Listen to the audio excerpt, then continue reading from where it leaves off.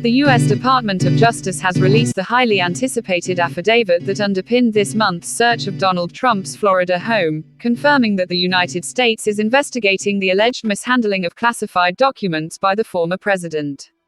The redacted document released on Friday provided more insight into the evidence that led the FBI to carry out an unprecedented search of Trump's Mar-a-Lago estate on August 8.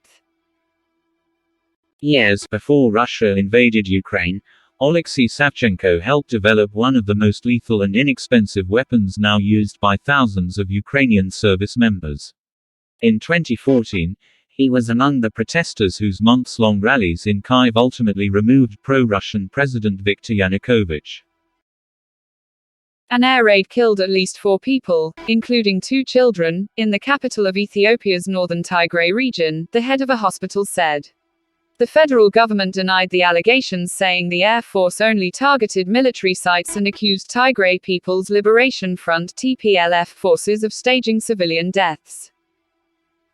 UN member states have ended 2 weeks of negotiations without a treaty to protect biodiversity in the high seas, an agreement that would have addressed growing environmental and economic challenges. Although we did make excellent progress, we still do need a little bit more time to progress towards the finish line, said conference chair Rina Lee on Friday. Lee added that a plenary session had nonetheless approved the resumption of the negotiations at a future unspecified date. After 15 years, including 4 prior formal sessions, negotiators have yet to reach a legally binding text to address the growing environmental and economic challenges involving international waters, a zone that encompasses almost half the planet. Many had hoped that this 5th session, which began on August 15 at the United Nations headquarters in New York, would be the last and yield a final text on the conservation and sustainable use of marine biodiversity beyond national jurisdiction, or BBNJ for short. A new version of the treaty, distributed to delegates on Friday morning just hours before the official end of negotiations, seen by the AFP news agency, still included many paragraphs open to negotiation. One of the most sensitive issues revolves around the sharing of possible profits gained from developing genetic resources in international waters, where pharmaceutical, chemical and cosmetic companies hope to find miracle drugs, products or cures. Such costly research at sea is largely the prerogative of rich nations, but developing countries do not want to be left out of potential windfall profits drawn from marine resources that belong to no one. Pakistani Prime Minister Shehbaz Sharif has asked for international help in battling deadly flood damage in the South Asian nation as rescuers struggled to evacuate thousands of marooned people from flood-hit areas and dozens more died. Sharif's appeal on Friday came as exceptionally heavy rain continue lashing Pakistan and the death toll reached 937 since mid-June, more than a third of them children. Swirling floods inundated more districts and towns, killing another 34 people over the past 24 hours, officials and local media reported.